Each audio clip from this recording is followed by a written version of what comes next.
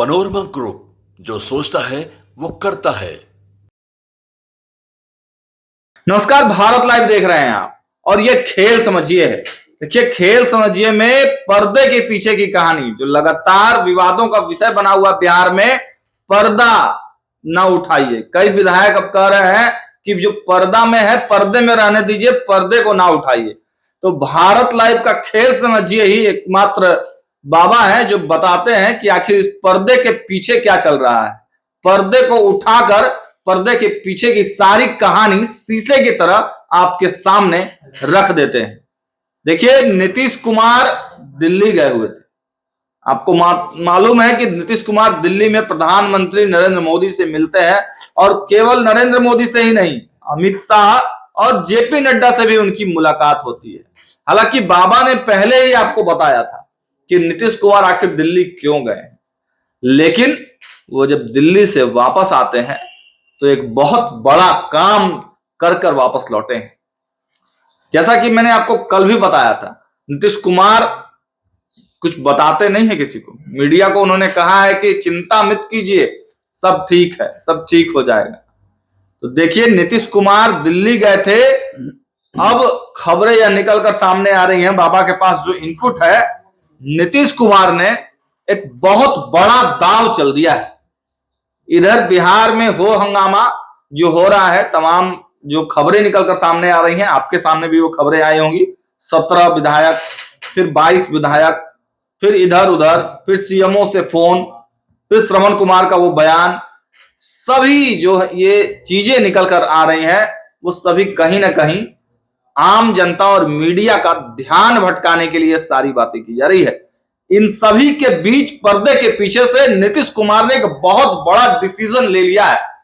बाबा के पास सारी जानकारियां हैं और सीधे हम बाबा के पास चलते हैं। उसके पहले आज का टाइटल क्या है, टाइटल से भी आपको बहुत कुछ समझ में आ जाएगा। नीतीश ने लोकसभा उम्मीदवारों का लिस्ट किया फाइनल। बहुत बड़ी ब्रेकिंग और बहुत बड़ी खबर देने जा रहे हैं खेल समझिए के माध्यम से, जुड़े रहिएगा हमारे साथ। नीतीश ने लोकसभा उम्मीदवारों का लिस्ट किया फाइनल। वर्तमान 16 सांसदों में किसकी लगी लॉटरी, कौन बेटिकट? सीधे बाबा के पास चलते हैं। बाबा, किसकी लॉटरी और कौन बेटिकट? देखिए, इस पूरे विश्लेषण को करने से पहले जी वो हमको थोड़ा सा पीछे जाना पड़ेगा। जी, आपको याद होगा कि मैंने ये बात कही थी कि जब केसी त्यागी एक्शन में आ गए हैं जी, और केसी त्यागी ने सीट शेयरिंग के समझौते पर जब उनसे सवाल पूछा गया तो उन्होंने कहा कि सब फाइनल है। जी, नीतीश कुमार ने भी यही बात कही कि सब कुछ फाइनल है। जी, इसका मतलब है कि नीतीश कुमार जो गए थे दिल्ली में मुलाकात करने प्रधानमंत्री नरेंद्र मोदी से, और एक बार फिर से साथ चलेंगे हम लोग, अब कहीं नहीं जाएंगे। जी, 2 बार इन्होंने चल गए हैं, अब इधर उधर नहीं जाएंगे। ये सब बात कहने के बाद जी, प्रधानमंत्री नरेंद्र मोदी के बाद उनकी मुलाकात अमित शाह से होती है, जेपी नड्डा से होती है। जी, और जेपी नड्डा से मुलाकात के मायने यही निकाले जा रहे हैं कि दोनों अपने अपने पार्टी के राष्ट्रीय अध्यक्ष। जी, जी, बाबा। सबसे बड़ा पेच जो सुलझा हुआ था, 12 तारीख से भी बड़ा पेच। अच्छा, 12 तारीख का पेच तो निश्चित नीतीश कुमार के लिए है, जी, लेकिन भारतीय जनता पार्टी के लिए 2024 का पेच है। अच्छा, वो पेच अगर नहीं सुलझाते हैं, मैंने कल भी जी, बताया था, लगातार मैं जी, खबर जी, कर रहा जी, हूँ जी, जी, कि यदि नीतीश कुमार को सहेजा नहीं गया, नीतीश कुमार को के साथ समझौता नहीं हुआ, तो ऐसी स्थिति में एनडीए को बिखरने से कोई रोक नहीं सकता। बिल्कुल बिल्कुल, कल ही बताया था बातें, बिल्कुल खबर किया था जी। अब जो आगे की रणनीति है, आगे की प्रक्रिया है, उसके तहत केसी त्यागी के बयानों के आधार पर ये बातें निकल करके आ रही है कि सीट शेयरिंग के फॉर्मूला में बहुत कुछ हो गया है। अच्छा, खास करके नीतीश कुमार जो 2 दिवसीय दौरा पर दिल्ली गए थे, जी, जी, उस दौरान उन्होंने अपने सांसदों के साथ बैठक की है, जी, जिसमें उनके 5-6 सांसद जो हैं वो उपलब्ध नहीं थे। अच्छा, बाद में सभी लोगों को सूचित किया गया और मीटिंग हुई, लेकिन उसके बावजूद भी कई लोग गैर हाजिर रहे। ये सारी बातें जो कि खबरों में आ रही है दिल्ली से, उसके आधार पर मैं बता रहा हूँ। नीतीश कुमार ने मीटिंग में ये तय किया कि आखिर हम लोग कैसे चुनाव लड़ेंगे। हालांकि अभी ये बहुत कुछ ओपन नहीं होगा, जी, जी, जी। ये ओपन होगा 12 तारीख के बाद, जब फ्लोर टेस्ट खत्म हो जाएगा, नीतीश कुमार बहुमत साबित कर लेंगे, या फिर जो भी प्रक्रिया होगी, विधानसभा भंग करने की प्रक्रिया हो, या फिर ये तो मान के चलिए कि तेजस्वी यादव को सरकार तो नहीं बनने दे रहे हैं, इसके लिए जी जान लगा देंगे, और तेजस्वी यादव भी नीतीश की सरकार नहीं बने इसके लिए जी जी जान लगा देंगे। ये एक प्रक्रिया चल रही है, लेकिन इस प्रक्रिया में जीत हार किसकी होती है वो अलग बात है। लेकिन जो चीजें हमारे सामने आई हैं कि नीतीश कुमार की जो 16 सीटें हैं जी जीती हुई सीटें, उनमें से एक सीट जो किशनगंज वो हार गए थे, उन 17 सीटों का अगर आंकलन हम करके देखते हैं तो उन 17 सीटों में साफ साफ नजर आ रहा है कि नीतीश के हाथ से इस बार 5-6 सीटें निकलने वाली हैं। अच्छा। हो सकता है कि 7 सीट भी निकल जाए जी। तो इसका मतलब होता है क्या नीतीश कुमार 10 सीट पे चुनाव लड़ेंगे? इंडिया गठबंधन में रहते हुए नीतीश का आंकड़ा निकाला जा रहा था, जो सर्वे रिपोर्ट आया था जी, उस सर्वे रिपोर्ट में बताया जा रहा था कि नीतीश 2 से 3 सीटें जीत सकते हैं। जी जी जी। पूरा एनडीए था, महागठबंधन था, उस महागठबंधन की तरफ बता रहा था कि शुरुआती दौर में जब नीतीश कुमार गए थे उस समय जातीय गणना भी नहीं हुई थी, उसका रिपोर्ट साझा नहीं हुआ जी जी। उसके बाद ये बताया जा रहा था कि नीतीश कुमार के पास वोटों की संख्या 16% है जी जी, और 32% वोट जो है वो MY समीकरण का लालू प्रसाद के पास है, कांग्रेस का कैडर वोट है, ये सब मिलाकर के 54-55% वोट बताया जा रहा था जी। लेकिन वर्तमान जो सर्वे आया है नीतीश कुमार को, धीरे धीरे करके सर्वे घटने लगे जब नीतीश कुमार के साथ कई तरह की बातें सामने आ गई, RJD और नीतीश कुमार के रिश्तों को लेकर के बात होने लगी, पार्टी लोग छोड़ने लगे उनका, उसके बाद से ही चर्चाएं चलने लगी। तो धीरे धीरे करके ये सारे आंकड़े जो है वो धीरे धीरे घटते घटते अपनी जगह पर आने लगे जी। लेकिन अब जबकि नीतीश कुमार एनडीए में आ चुके हैं, जिसकी चर्चा हम बहुत पहले से करते आ रहे हैं, तो अब जो वर्तमान परिस्थिति बनेगी, वर्तमान जो समझौता होगा वो कैसा होगा जी, तो इसके लिए 2-3 बातों पर बहुत गौर देना होगा। एक तो नीतीश कुमार के उस बयान पर जो उन्होंने दिल्ली में भी दिया और पटना में भी दिया जी, कि सीट शेयरिंग के समझौते पर उन्होंने कहा कि अरे सब हो जाएगा जी। केसी त्यागी ने कहा कि सब कुछ तय है, अब अगली रैली जो होगी वो संयुक्त रैली होगी एनडीए की जी, जिसमें नीतीश कुमार भी रहेंगे और मोदी भी रहेंगे जी। इसके बाद ये भी बातें भीतर खाने में आ रही है कि चिराग पासवान को लेकर के जो गतिरोध था उसको भी समाप्त कर लिया गया है। अच्छा। और चिराग पासवान, हालांकि चिराग पासवान को लेकर के आपने बयान देखा होगा लगातार, पशुपति कुमार पारस कह रहे हैं कि वो तो एनडीए में है ही नहीं जी जी। तो एक तरफ ये बातें और दूसरी तरफ जो चर्चाएं चल रही हैं कि सीट शेयरिंग के फॉर्मूले में नीतीश कुमार ने किसकी कुर्बानी दी जी, और बड़ा सवाल है, कौन किसकी लॉटरी लगी जी। तो इसको अगर हम सिलसिलेवार ढंग से देखें तो नालंदा जो नीतीश कुमार का हार्ट है जी, यहाँ तो कोई समझौता करने वाले नहीं है। अभी भी कौशलेंद्र कुमार वहाँ सांसद हैं, आगे भी कौशलेंद्र कुमार ही रहेंगे। अगर नीतीश कुमार चुनाव लड़ते तो कौशलेंद्र कुमार ने कहा था कि मैं उनके लिए सीट छोड़ दूंगा, इस सीट पर कोई झमेला नहीं है। लेकिन इसके बाद हम अगर आगे बढ़ते हैं तो एक सीट गया की आ जाइए आप जी, गया वाली सीट नीतीश कुमार को छोड़नी पड़ेगी, बिल्कुल छोड़नी पड़ेगी बाबा। क्यों छोड़नी पड़ेगी?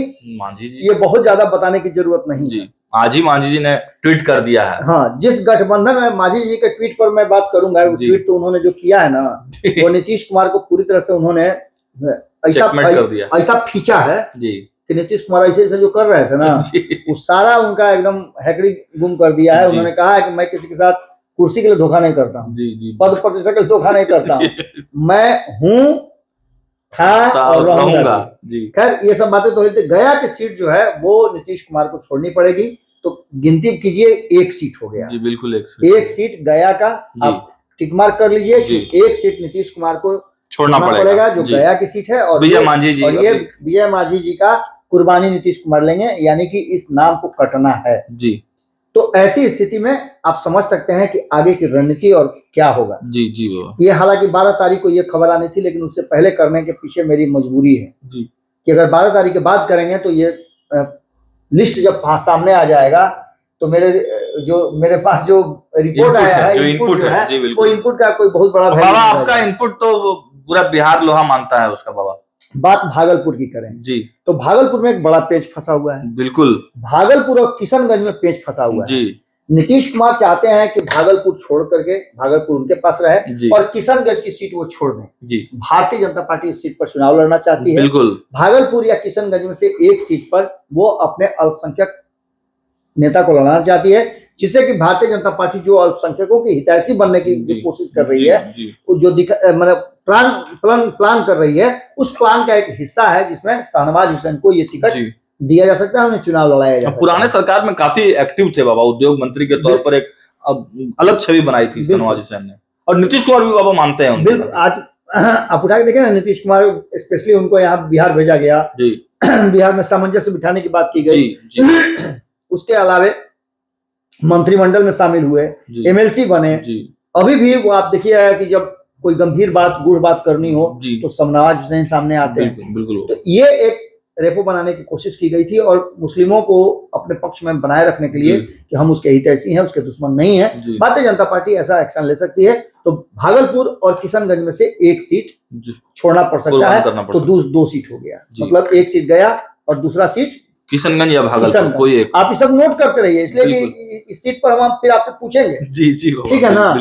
तो इसके बाद आप आगे बढ़िए तो वाल्मीकि नगर की सीट, हम वाल्मीकि नगर की सीट वो देख रहे हैं कि नीतीश कुमार छोड़ने की स्थिति में नहीं है, क्योंकि यहाँ से लौकुश समीकरण जो है उसे साधने की कोशिश करते हैं नीतीश कुमार, और इसीलिए सुनील कुमार पर कहीं ना कहीं इस बार गाज गिरता हुआ दिखाई नहीं दे रहा है। एक सीट है सागर जी, जिसकी चर्चा खूब चल रही है, और हो सकता है कि आजकल में हम भी वहां का एक सर्वे ले आए जो हमारी टीम ने 2 चरण में किया है। एक जिस दिन राम मंदिर का प्राण प्रतिष्ठा हो रहा था अयोध्या में, तो हमारी टीम सीता की धरती जी सीतामढ़ी में थी, और वहां से हमने जो रिपोर्ट कलेक्ट किया है उसके आधार पर हम आपको बताएंगे कि आखिर वहां क्या हुआ है। लेकिन सीतामढ़ी की सीट नीतीश कुमार को छोड़नी पड़ेगी।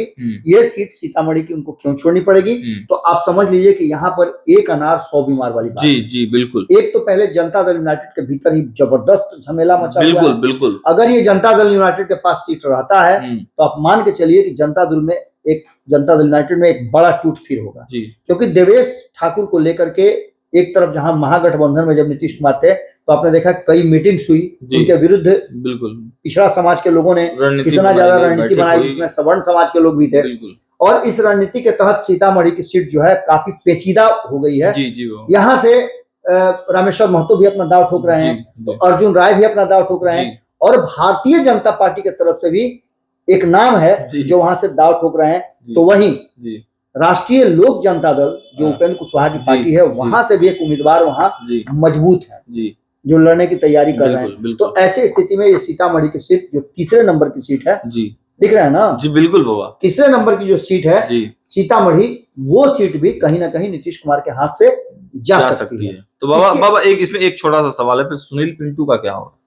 सुनील पिंटू का तो पता ही चल गया ना, सुनील पिंटू ने तो विद्रोह कर ही दिया जी, तो ना भाजपा से ना जदयू से। अब बताए तो कि भाजपा के पास ऑलरेडी एक मजबूत नाम है, बहुत मजबूत उम्मीदवार है जी।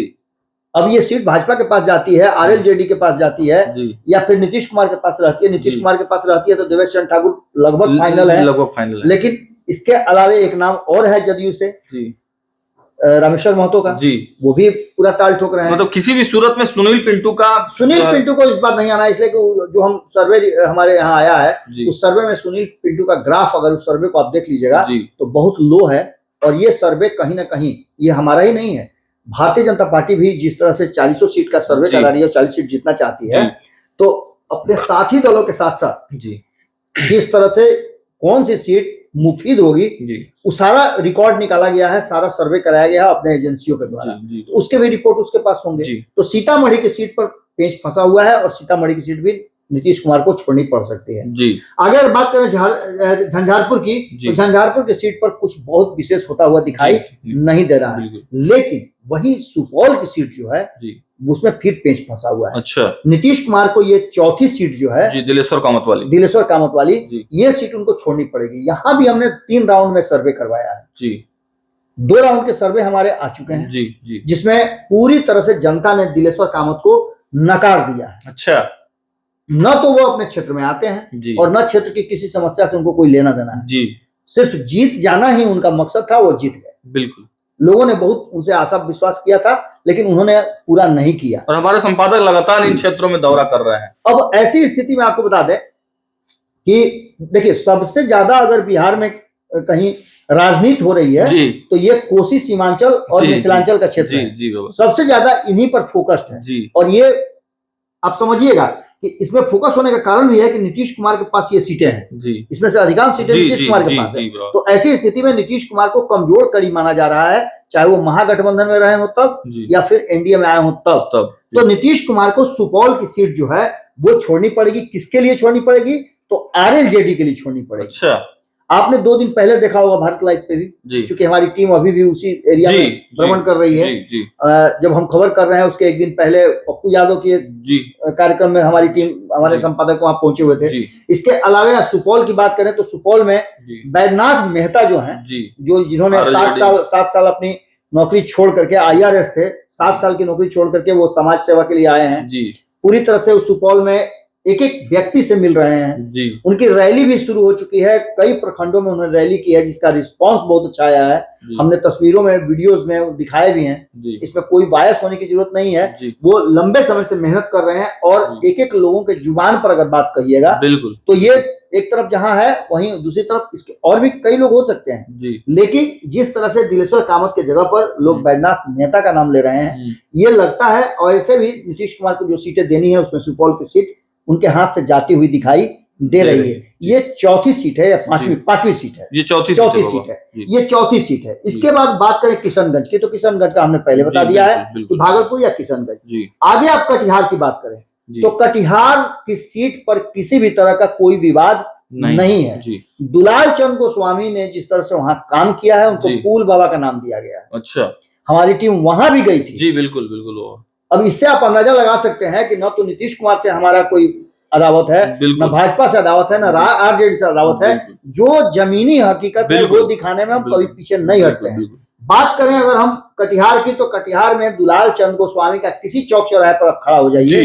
हमारी टीम ने एक जगह नहीं, कटिहार में कम से कम 30 से 35 जगहों पे लोगों से पूछा है। और उस पूछताछ में यही पता चला है कि दिलेश्वर कामत जो है, उनको लेकर के जो लोगों में आक्रोश है, उस तरह का कुछ भी नहीं है, बल्कि उसके ठीक विपरीत दुलाल चंद गोस्वामी को लोग अपना मानते हैं। और वो लोगों के हर छोटे बड़े जो कार्यक्रम है उसमें वो पहुंचते भी हैं। चाहे सुख का कार्यक्रम हो, दुख का कार्यक्रम हो, हर मरनी जीनी हो या फिर शादी हो, बिल्कुल हर जगह वो मौजूद रहते हैं। और वो पटना में आपको नजर नहीं आएंगे, या दिल्ली में नजर आएंगे, या फिर अपने कटिहार में नजर आएंगे। तो ऐसी स्थिति में दुलाल चंद गोस्वामी का सीट का कहीं कोई लफड़ा नहीं है, वो उनको सीट मिल रही है। बात करें मधेपुरा की, तो यहाँ से दिनेश चंद्र यादव हैं और मधेपुरा के सीट पप्पू यादव के चंगुल से खींचा गया है, RJD के चंगुल से खींचा गया है। तो इसलिए इस सीट पर भी कोई बहुत बड़ी झमेला नहीं है और ये सीट भी सुरक्षित है। लेकिन वहीं पूर्णिया की सीट की बात करें तो यहाँ पूरी तरह से मामला फंसा हुआ है। पूर्णिया की सीट पर पप्पू यादव लगातार आप देख रहे हैं, बहुत एक्टिव नजर आ रहा है। हमने बताया भी खबरों में कि एक दिन पहले जब हम खबर कर रहे हैं तो पप्पू यादव ने पूरी तरह से वहां अपना वहीं अपना डेरा डाल लिया, बिल्कुल डेरा डाल लिया। बहुत पहले से वो वहां डेरा डाले हुए। दूसरी तरफ आपको याद होगा कि सीमांचल मीट एक हुआ था जिसमें हमारी टीम भी गई थी, संपादक नमन मिश्रा जी गए थे, उसमें हमारी पूरी टीम गई थी। उसमें जब संतोष कुशवाहा से, जो वहाँ के वर्तमान सांसद हैं, दूसरी बार सांसद बने हैं, तीसरी बार हैट्रिक मारने की बात हुई थी, तो जनता कहती है कि किसी कीमत पे हैट्रिक नहीं मारेंगे। मोदी हैट्रिक मार लेंगे, नीतीश हैट्रिक मार लेंगे, लेकिन संतोष कुशवाहा नहीं मारेंगे, इसलिए कि ये यहाँ पहुंचते ही नहीं, आते ही नहीं है। और जब ये सवाल लोगों का उनसे पूछा गया तो वो काफी मतलब रोष में भी आ गए। संपादक ने भी उनसे सवाल लागे थे। उसके बाद फिर उन्होंने ऑफ द रिकॉर्ड बहुत सारी बातें हमारे संपादक जी से बताई, समस्याएं अपनी गिनाई। आज वही पूर्णिया, आपको याद होगा कि उसी पूर्णिया को कहीं ना कहीं देश दुनिया के नजर में डाल दिया है पैनोरमा ग्रुप वाले। बिल्कुल संजीव मिश्रा जी उन्होंने पूरे दुनिया को परिचित कराया कि पूर्णिया भी एक जगह है जहां कभी पप्पू यादव के नाम से फेमस था, आज संजीव मिश्रा के नाम से पूर्णिया को जानता है। क्योंकि पूर्णिया के कणकर में उन्होंने जो चीज दिया है, हॉस्पिटल दिया, स्कूल दिया, डेवलपमेंट रहने के लिए पूरा इंफ्रास्ट्रक्चर जो बिल्ड किया है वो काफी सराहनीय है। तो ऐसी स्थिति में पूर्णिया पर इस बार भाजपा की नजर भी है और पूर्णिया पर आप समझ लीजिए कि बाकी लोगों की भी नजर है, यहाँ तक कि चिराग पासवान की भी उस पर नजर है। अच्छा, इसलिए पूर्णिया की सीट इस बार आप मान के चलिए कि कहीं ना कहीं नीतीश कुमार के हाथ से निकल रहा है। तो ये आपका 5वां सीट है जी। आगे हम बांका की बात करें तो यहाँ भी यादव उम्मीदवार जीते हैं जी। और ये भी राष्ट्रीय जनता दल से छीना गया सीट है जी। जयप्रकाश यादव यहाँ काफी प्रभावशाली नेता है जी। अब ऐसी स्थिति में बांका में भी गिरधारी यादव के साथ कोई टूटटाल नहीं हो सकता है, क्योंकि एक यादव तो हमने बता दिया मधेपुरा, कहा जाता था कि मधेपुरा गोप, हाँ रोम गोप का, मधेपुरा गोप का। अब ऐसी स्थिति में बांका की बात करें तो यहाँ भी गोप का बिल्कुल अपना एक अलग वर्चस्व है। यहाँ भी नीतीश कुमार छेड़छाड़ नहीं करना बिल्कुल, चाहिए। यहाँ भी नीतीश कुमार की सीट को ना भाजपा छेड़छाड़ करना चाहेगी और गिरिधारी यादव काफी मजबूती के साथ इस चुनाव को लड़ेंगे। जी आगे बढ़ते हैं मुंगेर। बिल्कुल, तो मुंगेर की सीट नीतीश कुमार छोड़ना नहीं चाहेंगे जी, क्योंकि आप जान ही रहे हैं कि क्या भी हुआ है ललन सिंह के साथ। जी, ललन सिंह वहाँ मुर्गा भात से लेकर के, मीट भात से लेकर के, और लगातार वहाँ जमीन पे मेहनत कर रहे हैं। उन्होंने अध्यक्ष पद भी इसीलिए त्यागा था जी, चुनाव लड़ने के लिए, चुनाव लड़ना है। जी, तो आप समझ ही सकते हैं कि इतना बड़ा त्याग किए कि पार्टी का अध्यक्ष पद छोड़े, तो इस सीट थोड़े छोड़ सकते हैं। तो मुंगेर में भी कोई समस्या नहीं है। बाकी गोपालगंज की बात करें तो ये रिजर्व सीट है, एक रिजर्व सीट नीतीश कुमार को जाना है, वो यही सीट रहेगा। अच्छा, गोपालगंज की, यहाँ भी कोई छेड़छाड़ नहीं होने वाली। बात सिवान की करें जी, तो यहाँ सिवान में इस बार भारतीय जनता पार्टी जी और चिराग पासवान जी दोनों एक्टिव हैं जी। भारतीय जनता पार्टी इस सीट को 2019 में जी कुर्बान की थी अपने सांसद जी ओम प्रकाश यादव जी। तो ओम प्रकाश यादव भी टाल ठोक रहे हैं, यानी भारतीय जनता पार्टी को ये सीट चाहिए जी।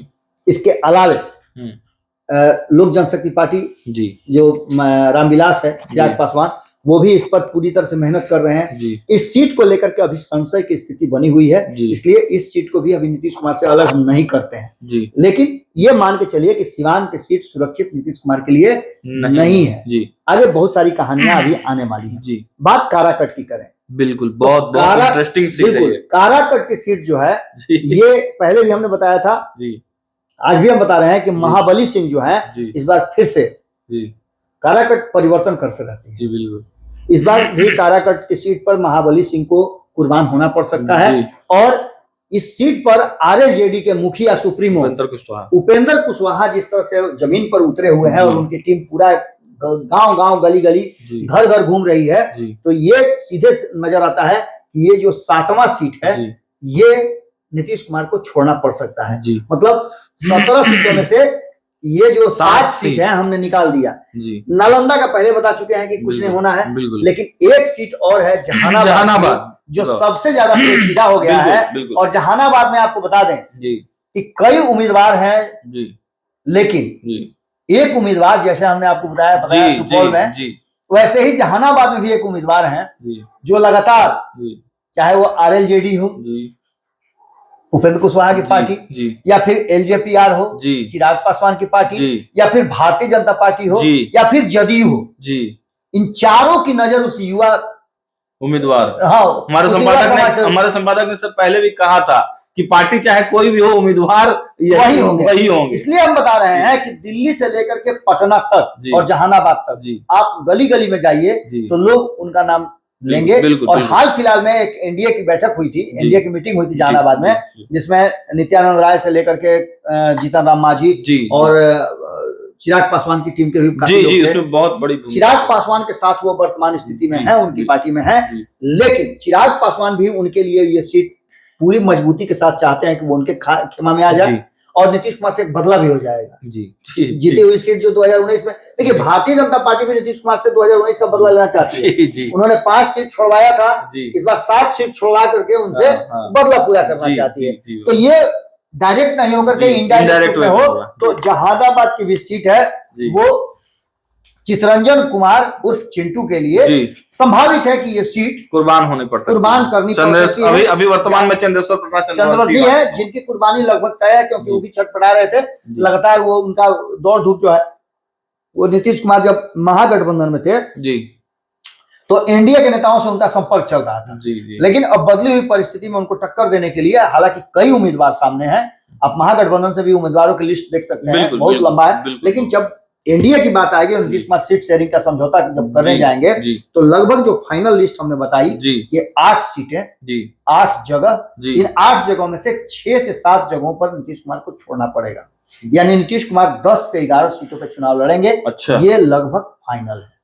चलिए बाबा एक सवाल ले लें। बिल्कुल, आपने हालांकि इसका जवाब पहले भी दे दिया है, लेकिन हम चाहेंगे कि दर्शकों को एक बार याद दिला दिया जाए।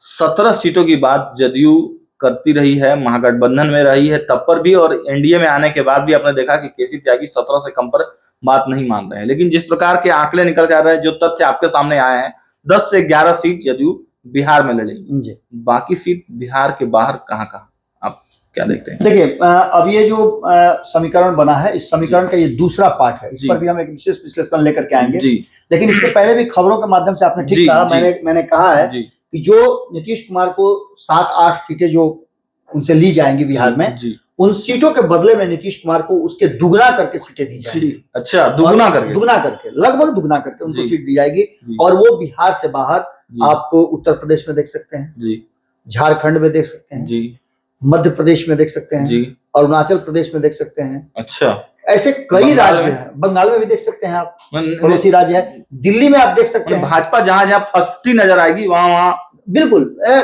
भारतीय जनता पार्टी नीतीश कुमार को इस बार जब लेकर के आई है तो बहुत सारे चीजों पे विचार मंथन के बाद लेकर के आई है, क्योंकि भारतीय जनता पार्टी को पता था कि नीतीश कुमार को लाने के बाद उसके कैडर, उसके पार्टी और समाज में एक बेहतर संदेश नहीं जाएगा। उस संदेश को कैसे बेहतर किया जाए, उसके लिए नीतीश कुमार को उस सूत्र में पिरो करके रखना जरूरी है और इसके लिए नीतीश कुमार जब 7 सीटें इधर कर रहे हैं तो उनको 14 सीट दे करके आप मान के चलिए कि एडजस्ट करने का काम करेगी और नीतीश कुमार को संतुष्ट करेगी। चलिए, तो देखिए आज के खेल समझिए में बाबा ने फिर से आपको बिहार में जो खेल चल रहा है उस खेल के इतर पर्दे के पीछे क्या कुछ हो रहा है, नीतीश कुमार किन रणनीतियों पर काम कर रहे हैं और नरेंद्र मोदी के साथ उनकी कौन सी डील हो गई है, उस पर से पर्दा उठा दिया है बाबा ने और बता दिया है कि जो 17 सीटें बिहार में लोकसभा की, जो 17 सांसद नीतीश कुमार के वर्तमान में है, उनमें से किन किन सीटों की कुर्बानी जो है नीतीश कुमार को देनी पड़ सकती है और किन किन लोगों की लॉटरी इस लोकसभा चुनाव में लग सकती है। फिलहाल इस खबर में इतना ही। कमेंट्स के माध्यम से प्रतिक्रिया जरूर दीजिएगा। आप सभी दर्शकों का बहुत एक चीज और हम कहेंगे कि जो सीट शेयरिंग का हमने बताया है कि ये 17 सीटें में क्या होगी, उसमें नरेंद्र मोदी और नीतीश कुमार के बीच में जो बातचीत हुई है उस बात पर लगभग मुहर लग चुकी है कि 20-20 सीट दोनों बांटेंगे। 20 सीट भारतीय जनता पार्टी खुद लड़ेगी और बाकी के 20 सीटों में डिस्ट्रीब्यूशन करना है। अब ये डिस्ट्रीब्यूशन कैसे होगा हम आगे बताएंगे। बिल्कुल, आप बता चुके हैं बाबा, पहले भी आपने खबरों में बताया। देखिए बाबा का एनालिसिस, जो तथ्य बाबा बताते हैं, हम बिहार के जो अंदर की खबरें हैं सबसे पहले लेकर आते हैं, ब्रेक करते हैं और हम बार बार बताते रहे हैं कि लोकतंत्र के चौथे स्तंभ के रूप में जो सही तथ्य होते हैं वही लेकर आते हैं। हम किसी पार्टी के ना तो समर्थक है और ना ही किसी पार्टी के विरोधी हैं। सरकार गिराना बनाना हमारा काम नहीं है। हम तथ्यों पर बात करते हैं, जो बयान आ रहे हैं, जो बॉडी लैंग्वेज आ रहे हैं, उसके आधार पर आपको सारी अपडेट्स देते रहते हैं। फिलहाल इस खबर में इतना ही। देखते रहिए भारत लाइव। बहुत बहुत धन्यवाद। पनोरमा ग्रुप, जो सोचता है वो करता है। अगर ये वीडियो पसंद आई और वह बिहार के राजनीति और बिहारियत से सरोकार रखेनी तो सब्सक्राइब बटन दबा के चैनल के सब्सक्राइब कर ली। ओजे एगो घंटी बा, ओकरा बटन दबा देला से कुल सटीक और मारक खबर रुआ मुफ्त में मिल जाई। अगर रुआ पत्रकारिता के हमनी के नया प्रयोग में सहयोग कर चाहतानी तो ज्वाइन बटन दबा दी। पेटीएम नंबर नोट कर ली 9386816700। धन्यवाद।